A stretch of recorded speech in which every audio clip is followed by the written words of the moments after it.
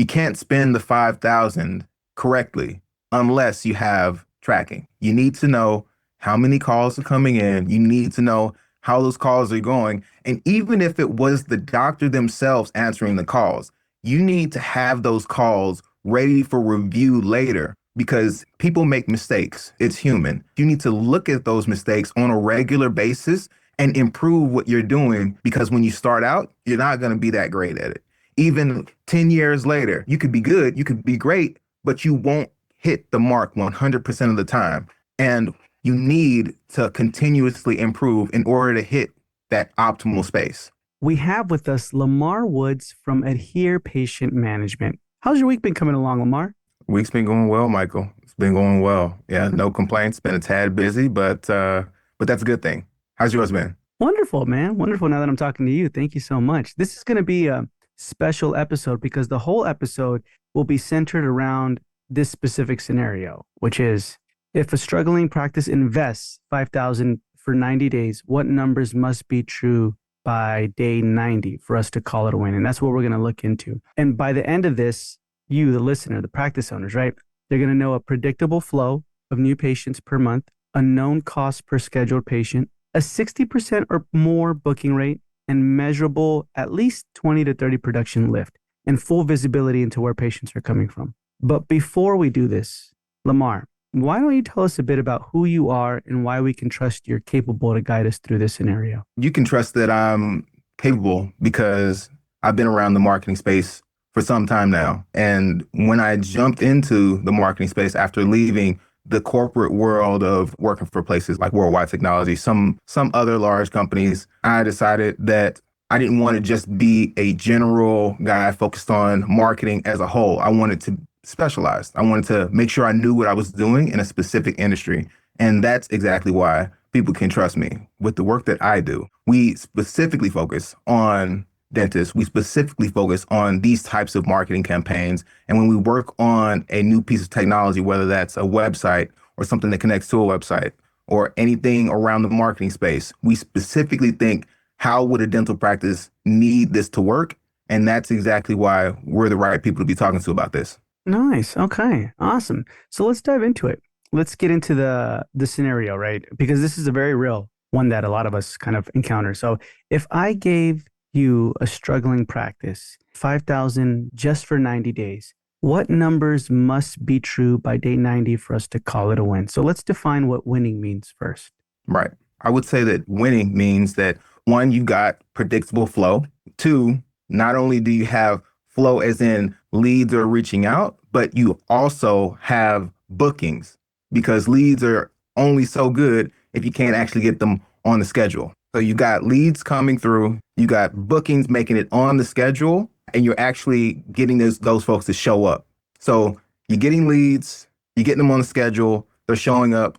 That's exactly what you need to have happen. And as long as you have those happening in the right quantities, you got to win. Gotcha. I like that a lot because you do want them to show up, right? Instead of just like, hey, it looks like a lot of impressions you're winning, right? But you're like, nothing's coming in. So it's We've got interesting. lots of clicks have come through. Yeah, we get that a lot. Anymore. Okay, gotcha. So is 25 to 40 new patients per month a realistic goal in that time frame? Let's just say I want to start getting that many within 90 days. I would say within the 90-day mark, at the spend of somewhere around 1,600, 1,700, 25 could be possible. Shooting up to 40, I would say, is a little bit ambitious. I would say that around that spend, you'd probably be getting somewhere between 17 and 20 at that spend. You start to increase the budget and those numbers, that range becomes very easy.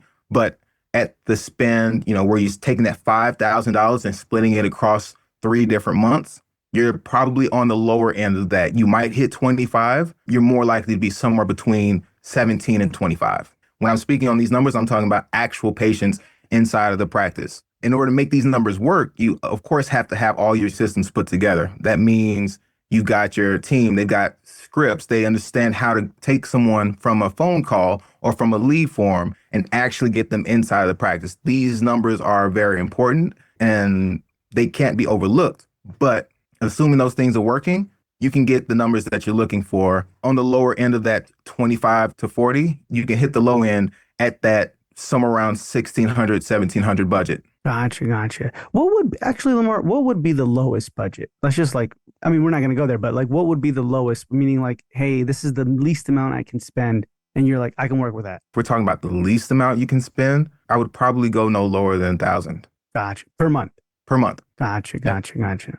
a All thousand per right. month. And then that doesn't include, of course, fees that go to the agency. But assuming that you are a 40K office, you're probably working on a lot of this yourself. You're probably getting a lot of this set up, which is why it's great that you guys are listening to this podcast. You set some of this stuff up yourself. All the money is going directly from your account to Google. You can get something done in about $1,000 a month. Gotcha. Interesting. Okay. So let's move a little forward. Like before spending a dollar, so before running a single ad, what do you evaluate inside the practice? Well, we've already talked about one thing here, which is, do you have the ability to convert patients when they call? But even beyond that, there are things to talk about there, which is, can your website convert? Because when people click on a digital ad, the first thing they're taken to is your website. Is it trustworthy? Is it compliant? Less relevant in terms of the conversion, but some of the aspects of that build trust. So, do you have your phone numbers present? Do you have your address present? Do you have pictures? Can they tell who the doctor is? Or is it just a general name and a logo and send us your info? Mhm. When you wrap these up correctly and you add in some third party verification, as in we're trusted by the ADA, you got some logos there that show maybe the local dental society you're a part of. These all add up into a package that can actually sell for you. And with that, you actually have the ability to start bringing in these things. And you also want to, of course, make sure you're tracking everything as you're going along. Yeah. Okay, interesting. So then what weaknesses have you seen? Like internal weaknesses that like immediately start sabotaging where you're like, oh man, they got this and this is gonna kill our 90-day plan. We gotta take it out, kind of a Yeah. thing. Yeah. I would say that some of the worst things that happen are you start sending leads to the office, and the office was great when there was 5 people calling a day. They could get people on the schedule. But as soon as the number of people calling doubles, triples, you end up with calls going to hold. Your front desk receptionist, they're immediately putting people on hold, which sometimes you have to. But when they get back on the call, they're sounding rushed. They're sounding frustrated. They're sounding tired. These things chip away at your ability to actually get someone on the schedule, because until they're in the office getting work done, this patient is continuously evaluating you and continuously evaluating your practice from every aspect, from the way your website looks to the way your front desk receptionist answers the call to the amount of noise that's behind them. All of these things matter. Every sort of red flag, every sort of indicator that they shouldn't have the utmost trust in you, it all chips away at your ability to get the actual sale. Interesting. When it comes to calls, then let's just say I never thought about that, like the background noise in a call or anything like that. Where would you like you? Let's just put Lamar as the patient, and you're calling, and you're like, that's a red flag. Besides, like the obvious of like they're just being rude, right? Besides the obvious, what are some things that you feel we don't really keep account of when we're on the phone that we should really double down on or keep account on? One thing is that you should definitely have confidence on the call. If a patient calls and they say, "Are you guys able to handle a root canal?" The receptionist says, "Oh, I think the doctor has done he's done a few of those already." The stuttering, the hesitance, the I think the doctor. You don't want to think. Every Mhm. single time you're on the call with a patient, you're either selling it or you're not, and ultimately that comes down to money that's leaving the practice. So you want to make sure that you're confident on the call. You want to make sure that you sound warm on the call. Even if you aren't mean, if you answer the call and it's, "Hello, Johnson Dentistry," there's most likely going to be something that goes wrong or something that feels uncomfortable inside of the conversation. You want to present with a warm demeanor before that discomfort arises, so that when it happens, you can just sort of sail through it. So, Mhm. "Good morning. This is XYZ Dental Care. How are you doing?" Or, "How can I help?" These types of things, it starts already warm so that you can just sort of sail through whatever discomfort the patient is feeling because they're going to feel something, if not already in some sort of pain. Gotcha. Interesting. So then confidence, but warm, right? Like the Yes. tone is, if we're looking for a descriptor for the tone, warm is up there. Like it has to be number one. Warm is up there. Yeah. And then Warm is confidence up there. is, it's interesting Confidence because is key. you're right. Discomfort, they're calling for that. So they want someone to comfort them. Warm. Exactly. Interesting. Okay. So then with the booking rate on this, right? If you walked into a practice and they had no call tracking, because a lot of the times we don't know this, right? We don't know, okay, the front desk is just saying there's no patients calling, nobody's booking, right? Hmm. Is it, or is it their, you know what I mean? Like you said, their demeanor, they're dropping the ball. So if you walked into a practice and they had no call tracking, no attribution, what would be your first move? Automatically, the first thing that I would have to do is get some tracking in place. If you don't know what's happening when someone calls, then you can't improve the business. You cannot improve what you do not measure. And it could be that this receptionist is wonderful. They could be a rock star. And what's actually happening is your lead flow is inconsistent. These things could be there, but without having the numbers, you can't make an educated business decision. You can't say, oh, we need to bring some training in for the receptionist. We need to ask our agency or ask the person who's running our ads, whether it be the owner themselves or maybe they've got the office manager doing or internal marketing director. Without the numbers, you can't tell where the flaw is in the system and you're essentially running blind. Yeah, makes a lot. So then, do you recommend if they're like, here, here's $5,000, but they have no call tracking, you're like, get that first, and then we can start scaling the ads? 100%. You can't spend the 5,000 correctly unless you have tracking. You need to know how many calls are coming in. You need to know how those calls are going. And even if it was the doctor themselves answering the calls, you need to have those calls ready for review later because people make mistakes. It's human. People make mistakes. You need to look at those mistakes on a regular basis and improve what you're doing so that you can get to the optimal situation. Because when you start out, you're not going to be that great at it. Even 10 years later, you could be good, you could be great, but you won't hit the mark 100% of the time. And you need to continuously improve in order to hit that optimal space. Yeah, so true. Sometimes we look at, and that's why I like CallRail because they actually can word for word show you everything they said, and then they will even self coach. They have like that AI assistant where they can coach for you, right? Like where you Yes. messed up. And sometimes on our own, we're like, dang, I said that, or I did that, or I rushed that. And we Oh, don't know yeah. it. We don't know it. We think the patient wasn't ready or something like that, but it's the stuff we say. Exactly. It's so Interesting. important to have that data, so important to actually review those calls. I was having a conversation not too long ago, and I was speaking with a person in management for the dental office, and their first thought was, oh, I didn't think that we said it that way. I was like, no, it could have come off to the patient that you didn't care. And they were like, we didn't think of that at all. We were just busy. Someone came into the room and I had a lot of things going. And I'm like, okay, yeah, it'd be smart to work on that because the patient didn't call back due to this situation that had come up. And so these are things that even the leaders of the practice won't see unless they are tracking the calls, unless they're actually tracking it and not just tracking it, but looking at what is tracked. Unless they're doing that, they're running blind. Gotcha. So that's the first step, right? We get call Hmm. tracking in place. Now let's allocate the money. So we're ready to spend. We got call tracking. Let's just say we got call rail, right? We got call rail in here. We're tracking. How do you allocate 5,000? If you can kind of like let us know the split there. Yeah. So with 5,000 and really 90 days, I wouldn't be looking to go anywhere except digital ads. I would go directly to Google and I'd throw that entire 5K bucket at Google over the course of that 90 days. And the way that I would break that down is I would say, okay, if you're at 400K and you're looking to really speed things up, I would split it in three different buckets. I'd have a campaign for a general patient looking for a new dentist. I would probably allocate about 50% of the budget to that because that's your bread and butter. Someone saying, dentist near me or something to that effect.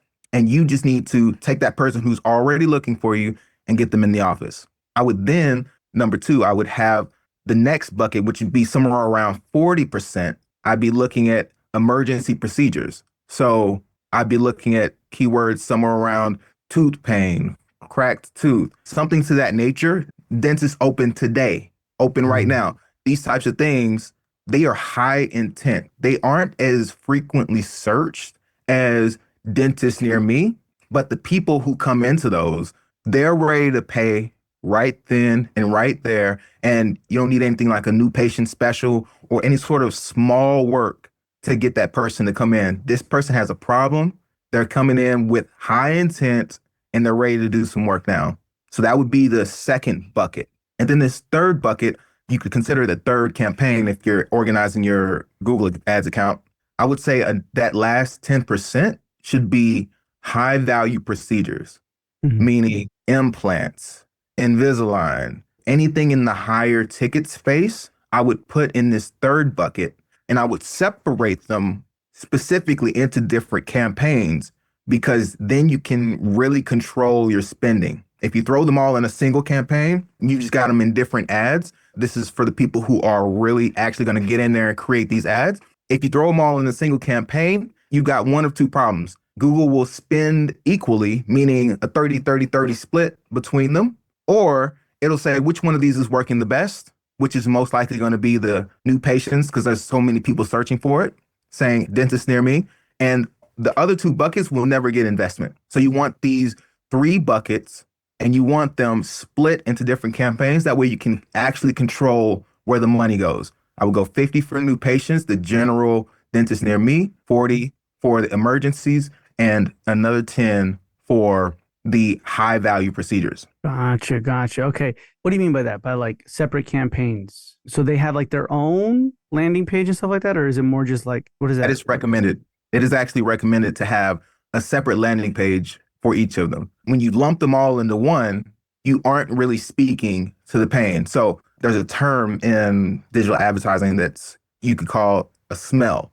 Mm. People pick up the scent of something good and you have this process that you're walking through. You want the scent to be the same as you go from seeing the ad to being on the website and ultimately booking the call and coming in. So if they type, I need an implant, so implant dentist near me, they've got the scent in their mind. They feel like what they're going to smell is a practice that's good at dental implants. When they click on your ad, first of all, when they see your ad, they should see implants or something around implants in the ad somewhere.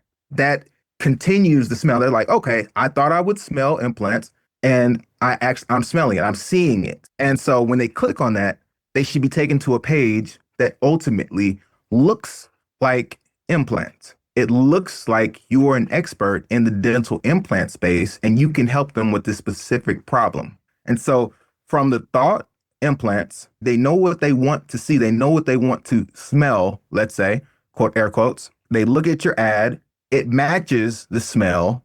They click on it, it goes to your web page. It also needs to match the smell. And when they book and come into the office, you just need to make sure you don't drop the ball. When you walk in, if they're talking to the front desk and they're like, "Yeah, we've got a great general practice dentist. He just got out of school 2 years ago," and you don't say anything about someone who's got experience with the implants, the smell is off.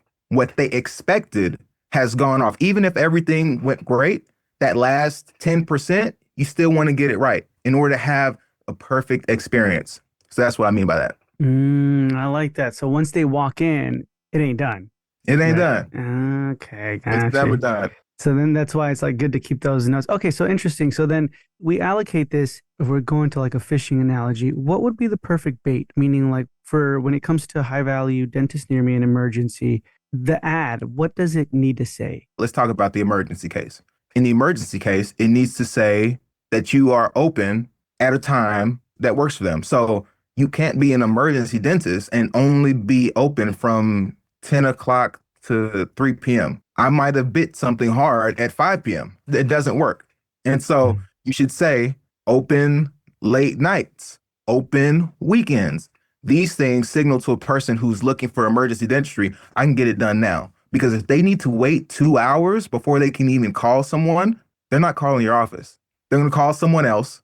And if they can't find a good office around you, they'll just go to the ER or Mhm. urgent care. These things happen all the time. And I can't remember the numbers, but the ERs actually get a fair amount of dentistry that could have gone to a practice if they had adequate marketing. Interesting. Okay. So those key terms, right? We want to have on the ads specifically when it comes to drawing them in, right? When they're Yeah. searching. Okay. What would you absolutely not spend on in the first 90 days? I would absolutely not spend on anything that you could consider brand or long term. What I mean by brand, it means you're generating awareness. Awareness is good and it has its place in marketing for sure. But if we're talking about a 90-day plan, $5,000 being spent, you need to cut directly into the intent. You need people who want what you're selling and want it now. So, getting specific here, I would not invest in social media advertising. You should have Mhm. a social media account, but I wouldn't be advertising there. And I definitely wouldn't be spending any of my $5,000 in that space. I would just keep the account fresh and I would leave it there. I would not be investing in search engine optimization. Search engine optimization is great. It's an awesome and actually a pretty high ROI marketing channel. But the problem with search engine optimization is it can take 6 months. It could take 8 months, depending on how competitive your space is, how many practices are around you, and how well they market. It could take up to a year for you to really start getting results. So let's just say that it takes 6 months. You're already beyond that 90-day mark, and you'll be sitting there with an empty operatory trying to figure out where you went wrong. I wouldn't invest in any of these things. I would invest in ads that go directly to someone who are searching. Google isn't the only place where this could be done, but it's quite frankly the best place. They've got tons Mhm. of people. Everybody knows Google. A huge amount of the folks out there, when they need something, they'll hop on Google and search it. So that's where I would go. Gotcha, gotcha. Interesting. All right, so let's talk about the like 3, 6, 9, right? The breakdown of it. First month, second month, third month. What should happen in the first month, the first 30 days? Within the first 30 days, you should one, get the ad account set up. Two, make sure that you got your tracking in place. Three, make sure your team is prepared to sell, as in they've got some script that they can follow and they're going through it, training themselves. It might be with you, or they might have an internal meeting, just the office manager and the receptionist, or just the office manager, even themselves going through the script. If that's all that you have in your practice, those things should be there. And you should be investing in this new ad account before the end of the 30-day mark. You need that ad account created really somewhere within the first 10. It doesn't take that long to get in there and create an account, throw an ad group in there, throw an ad in there.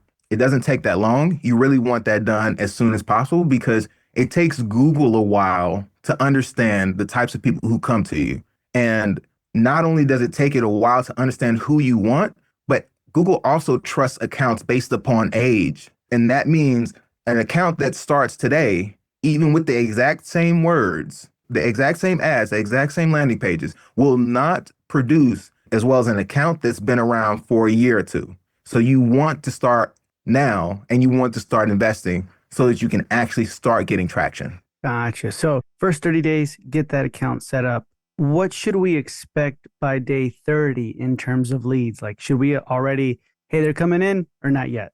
They should be coming in. You should be getting leads.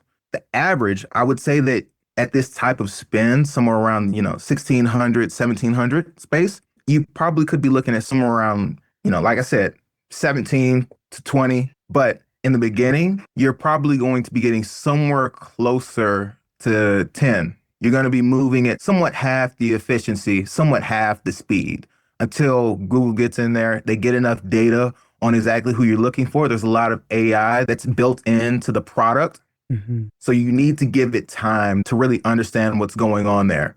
And so you're going to be working at something like half efficiency. So you could expect somewhere like 10. And if you start to get less than 10, then you want to look at it. Am I targeting the right place? Am I sending my ads to the other side of the town when really the people who are going to be coming are going to be very close to the office? Things to that nature. Gotcha. Okay, interesting. And then by day 60, what should be improving internally there? Internally there, Within day 60, you want to be seeing that the leads will, one, they will improve, as in you will have some amount of leads. Those leads will increase. You should start to see your team start to adjust and become better with handling this higher volume, which in the first 30 days, they're going to be shocked. The scripts are probably going to be new to them. You're going to have a lot of things to work through. But in terms of call to appointment rate, you should start to see that improve as long as your team has been working on it. Like I said, you should be on a weekly basis at the very minimum training or going through these scripts. Your ad account is starting to get older. Your targeting should be getting better, because one thing that should be said here is you should always be optimizing your ad account. Your ad account will lose money on certain keywords that come in. It's just the way it works. You need to make sure you're continuously looking at the account, continuously saying, oh, this person was searching for a cleaning, but they were looking for a cleaning that is subsidized by this insurance we don't have. We're not in network with them. So looking for that specific combo, you probably should add that as a negative keyword. If they're typing in free tooth cleaning, you probably should be adding that as a negative keyword.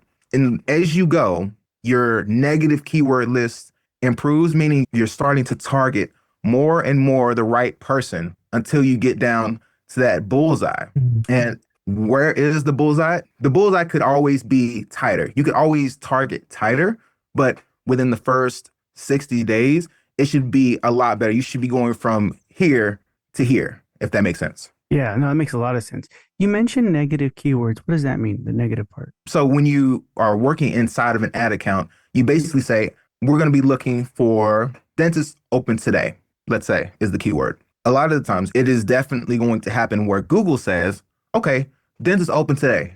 That could also mean someone could search clinic open today, and it would send them both, because it's Google's job to try and understand what words mean. They're not human. The company is, but the tool isn't. Yeah. And so it has to understand, it has to try and gather intelligence on what words mean certain things. Meaning, when you say, I want for this keyword to be paid attention to, and I want to pay for people to come and click based on this keyword, they will have keywords that are similar to that keyword that people click on, that ultimately Google thinks means the same thing. Over the course of time, you have a lot of these things that were close enough for a computer to think they were similar, but actually are entirely different. And so that's where something like, oh, you can't just say tooth cleaning, because sometimes the word free will come in there. Sometimes it will say Medicaid tooth cleaning, Medicare tooth cleaning, and maybe you don't take Medicaid or Medicare patients, meaning you're paying for the ad, they're going to click on it, your money's already gone.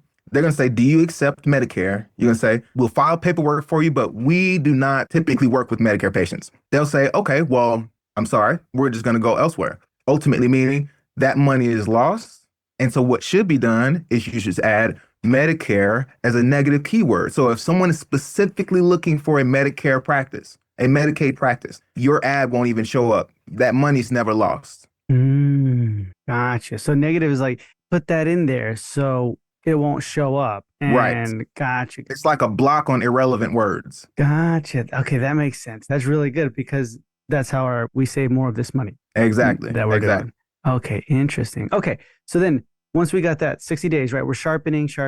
Day 90. What needs to be stabilized here? What needs to be stabilized here is, at this point, it's more about processes. At the 90-day point, you need to make sure that you have your processes down for reviewing the calls, your processes down for reviewing the keywords that are coming into the account. You need to make sure that you are adequately booking people into the practice. These things are really more process based. There are certain numbers to expect by this point, but really what should be locked in are all of the processes around maintaining your ads, maintaining the leads that come through, and maintaining your improvement processes as you go along. Interesting. Okay. So it kind of sounds like throughout this time, we're always adjusting, right? Meaning like Always. we're pivoting, defining the keywords. So then break it down for me in real time.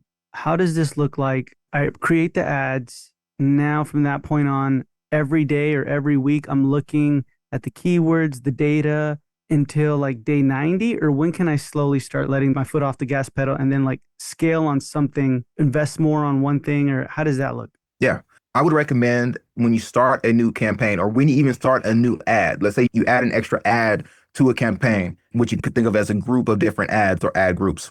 Once you do that, you really want to be looking at that on a daily basis for the first 5 days to a week, because that's where most of your money is going to be lost. If you accidentally said, oh, well, we're looking for, this 10-mile radius around our practice. Hypothetically, it happens very often where you actually click, oh, people who are interested in the area and people who are in the area regularly, meaning people who work or live in the area, meaning a person could look up, let's say it's Chicago, the Mhm. Chicago farmers market. Someone looks up the Chicago farmers market and they're like, oh, yeah, I want to go there. They want to check it out. Even if they live an hour away or 2 hours away, they could still get your ads if the wrong setting is applied.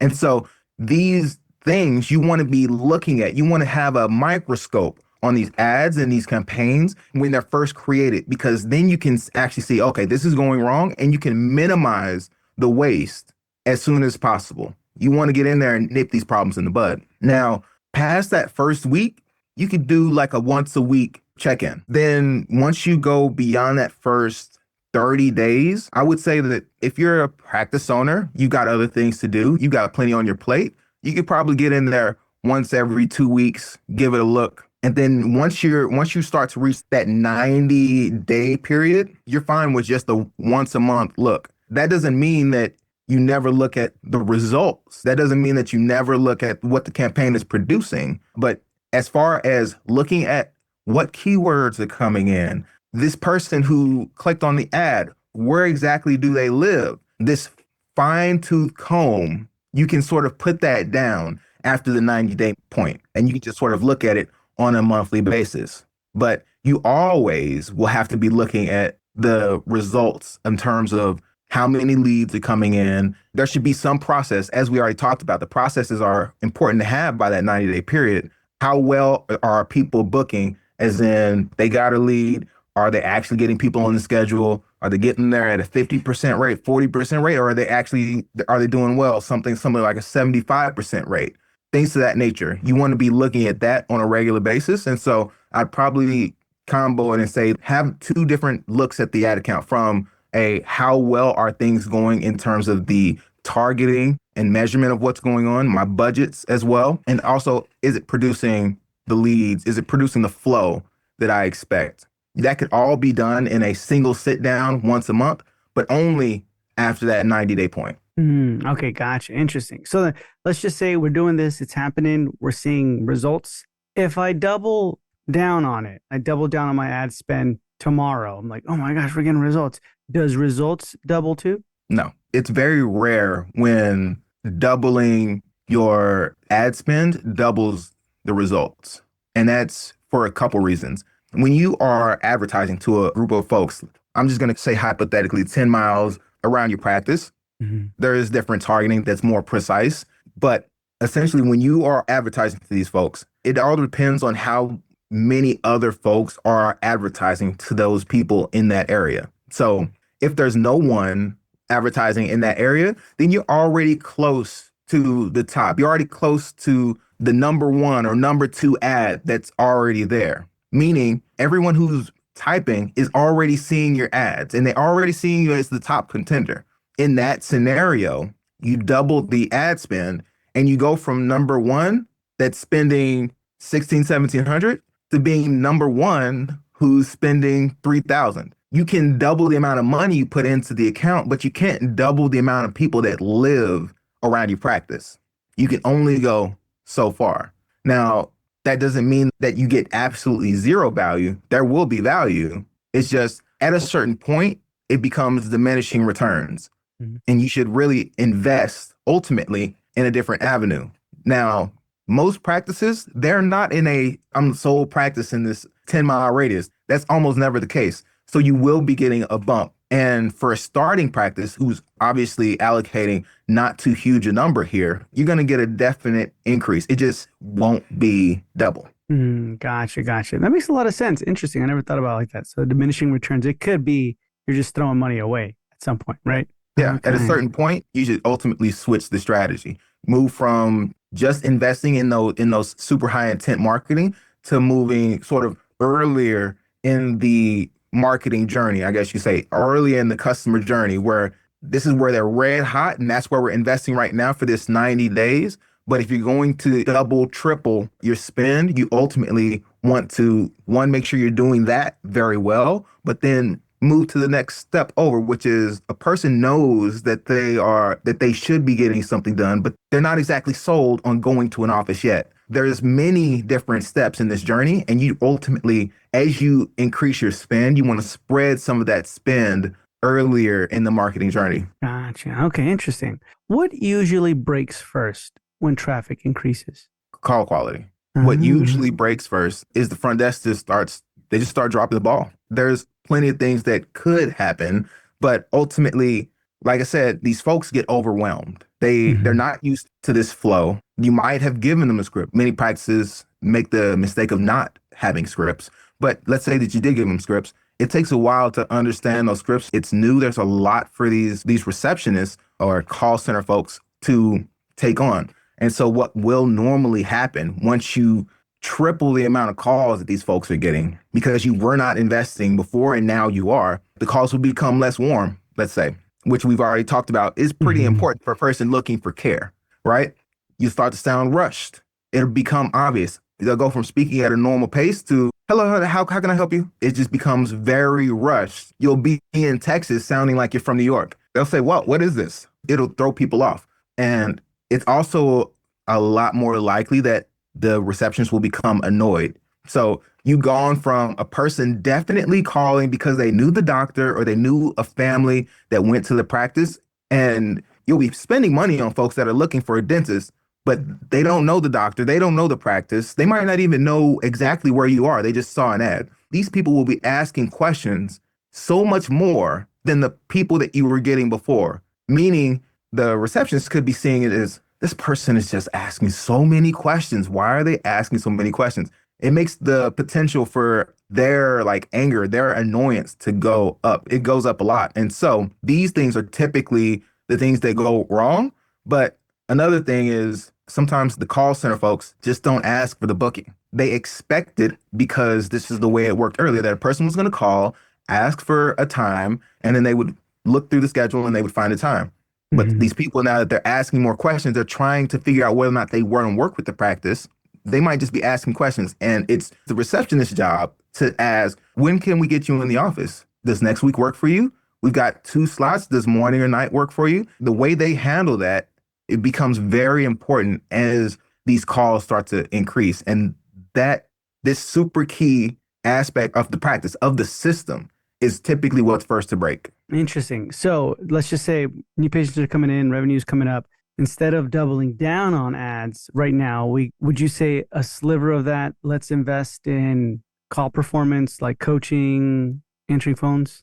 Uh, 100%. You should definitely be investing in some amount of coaching, some amount of expertise saying, hey, this is the way it works when you actually have leads coming in and you need to convert them. Because before it really didn't matter. Like I said, people called knowing the practice so much.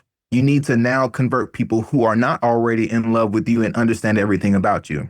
That takes practice. So, one, you should get some training, you should get some scripts. And then two, you should regularly be refreshing yourself on it, be drilling the scripts. If it's just you and the office manager, sit down with the office manager at least once a week and go through the script. Act as if you are this patient and make sure that that office manager hits that script. If it's the office manager calling, hits it to the T. And if they can't, then it just lets you know there's always going to be room to grow, but you need to hit it enough for them to execute when it's a real patient on the call. Interesting. Okay.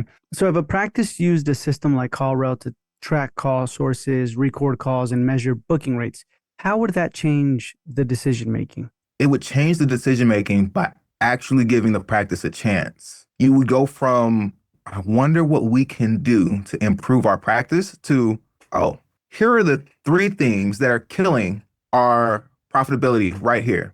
Hmm. Three, you can just find them. You can just literally go inside of the call rail tracking and say, oh, we're not getting enough leads. We only got 10 leads yesterday. We're not going to have 30 patients on the schedule. The math isn't there. If it's you've got plenty of leads, but somewhere in the call, the ball is being dropped, you could either use CallRail's AI, their intelligence, to take a look at what's happening from an automated perspective. But even if you don't do that, you should definitely be looking into the call, listening to it. Were they warm? Were they nice? Were they helpful? Did they ask for the appointment? These things need to be checked and they need to continuously be drilled into whoever is answering the phones. And without something like CallRail, without the attribution, without the data, you cannot make an educated business decision, which is exactly what's required. I like that. I like that a lot. Awesome. Alrighty, Lamar. So let's talk about the red flags if we can. What are red flags during these 90 days that means something is wrong? Yeah.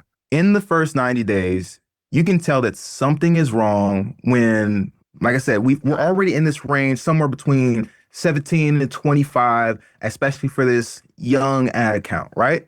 Hmm. If you start to dip below 10, if you can't get 10 patients on the schedule, but you are investing the full 16, 1700, then ultimately you need to look at, okay, where is the breakdown here? And this is exactly why CallRail is so great because you need to figure out, is it that we aren't getting enough leads from our advertising?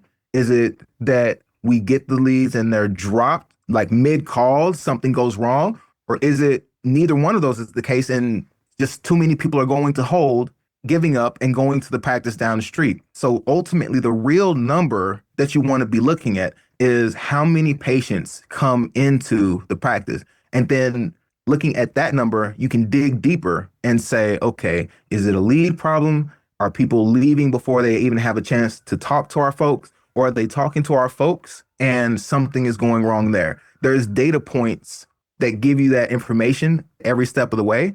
But the king metric is how many patients are actually getting on the schedule. Gotcha, gotcha. Okay. So then with that, you're looking at the scheduled patients, right? Seeing how many are coming in. What happens if an agency reports only impressions and clicks, Mm. right? They're just telling you like, man, you're doing fantastic, you're good, but you're not seeing cheeks and seats, right? What does that mean? What that means is you need to put more pressure on the agency. This is actually very common. You work with the agency, they're like, we got thousands of impressions. You guys are doing great, but crickets in the operatory. What you need to do is you need to say, hey, agency, we need to actually know how many people we're producing inside of the practice. And so we need you to send us a report of one, how many leads, how many people are actually calling us, not clicks, not impressions, real calls from real patients. How many people are actually calling? Because that actually lets you know how well the marketing is working. And then once you have that number, you need to also say, okay, well, how exactly would we know if our people are dropping the ball? If they aren't collecting that data, which many of them aren't, you need to say, either you need to get us this data, work with someone like a call rail to get it for us, or we're going to have to leave and make sure our marketing is better spent. Do not stick around with a marketing agency just because you happen to know someone who works there or XYZ, so on and so forth. Clicks and impressions will not fill the bank account. It is only real patients in real seats that will do it. Mhm. I like that. I like that a lot. So then one of the last questions we wanted to ask you is what does a practice look like when this system, everything we discussed, is working correctly? What should they expect? If all of this is working correctly, you should be able to see from a monthly report that one, you got an adequate number of leads coming in, that two, out of those leads, a respectable amount of folks are actually making it onto the schedule. And even beyond people making it onto the schedule, you should be looking in your practice management system and say, how many of these people actually made it on the schedule and came into the practice to get work done, not just booked and went down the street because, their appointment was 2 months out or a month out, or they said something to the effect of, yeah, we'll come in, but actually don't. You need to be looking at these primary numbers. Of course, the top, as we've already talked about, new patients. They came in, they got work done. Deeper than that, there's leads, how many leads. There is people booked on the schedule, how many people booked. There's the data on how things went. You can use CallRail's AI to do it, or you could also have your office manager or yourself dig in on a regular basis. At this sort of spend, there's also like an amount of leads you could expect on a regular basis, and also some amount of production you could expect on a regular basis. And we could get into those numbers if you like. Yeah, what would be those numbers? Yeah, so if we're talking about this $1,700 scenario, and we split the campaigns in the way in the way I talked about earlier, you could expect, as I said, something like 17 patients per month. The breakdown here is around 7 different general dentists near me folks. These people are going to be coming in and they're going to be probably just getting a cleaning. The emergency folks, you probably get somewhere around 9 of them, and they'll be coming in for some problem. They'll need an exam, they'll need the x-ray, but you could expect that they're going to get some type of work that's more in a higher value than just the cleaning. And then the high value procedures, you could really only expect something like 1 of those, maybe even some months less than 1 at the spend that we're talking about, because we've got a very low spend here in terms of 10% of 1,700. So those are the types of numbers that you could expect, but you could expect that production, if we're talking about, how much production could these people like really bring? Just if I'm just averaging it out, then you probably be getting something like 250. I'm not sure what you're charging for your cleaning at the office. If you're offering a new patient special, which a lot of practices do, then of course that number goes down to whatever the new patient special is. But assuming that there is no new patient special, then somewhere about between 150 and 250 is what you're going to be getting. The emergency dentistry patient, they're going to probably be somewhere around 800-ish. You don't really know. Sometimes it'll be a big thing that needs to be done. Sometimes it'll be a small thing that needs to be done. But it's definitely going to be more work, more time, both for, the non-clinical staff and for the clinical staff. There's more time that'll need to be spent with that person. You can probably expect somewhere around like 800 as an average. And then the high value procedures, if someone's coming in for some major pain and something's actually got to be done, like I said, it will range a ton, but you could probably expect something like 1,500 for these folks that are going to come in and they're going to get something done. There's going to be plenty of cases where someone needs multiple implants. The range goes very high for this, but just to give you some ideas of numbers, that's kind of what you could expect from your ads. And you will eventually get these folks in, you'll start doing some work on them, and it'll be maybe that month, maybe the month later, maybe 2 or 3 months down the line, you'll be able to, through your treatment plan, do more work on these folks. So the value goes up over time. But as of when you get these people in the office, within that first 30 days, these are some typical numbers you could expect. So if we are running through that scenario, continuing with you probably get 7-ish generals, 9-ish emergencies, and around 1 high value patient, that comes out to something like 1,750 in production for the general dentistry patients, something like 7,200 for your 9 emergency patients, and something like 1,500 for that single high value, which with that first month could be something like 10,000, around 10,400 just in month 1 if you got the full 17, which most likely, as I already said, you had to spend some time setting up the account. You had to spend some time getting your scripts together. You're probably only going to get about 10 patients during that time. But that number of 10,400 is what you could be looking at on a monthly basis as you have these things together, which after that 30-day point, or really even, assuming that you got to work on it early, a little bit even before that 30-day point, you start to say every single month, we could expect some of this to be flowing in. We could expect this 10,450 to be rolling in production. Nice. Awesome, Lamar. Thank you so much for giving us this breakdown. This has been incredible, especially for a lot of us who are in this scenario, but at the same time, we know exactly now the starting points and the run through of it and what we can do tomorrow, even if we needed to do this. If any of our listeners had any questions, concerns, or they wanted to reach out to you, where can they find you? They can find me at adherepatient.com. That's adhere as in stick. adherepatient.com. That's exactly where you can find me. And if you guys like, I would be happy to take a look at your website just to let you know if it's conversion ready or not. We'll essentially give it a look for free. And we've got other work that we do, of course, that's paid, but we're happy to take your listeners and just take a look at their website for no charge. Nice. Awesome. Any final words of advice or anything like that that you like to give to our listeners? The final word of advice is make sure you know your numbers and make sure you have the systems in place. That's really it. Get call rail, start tracking, and make sure that you have scripts for these folks because when they're bombarded with calls, they will need a game plan. I like it. Awesome, Lamar. Thank you so much for being with us. It's been a pleasure. All your information is going to be in the show notes, and we'll hear from you soon. All right. Thank you very much.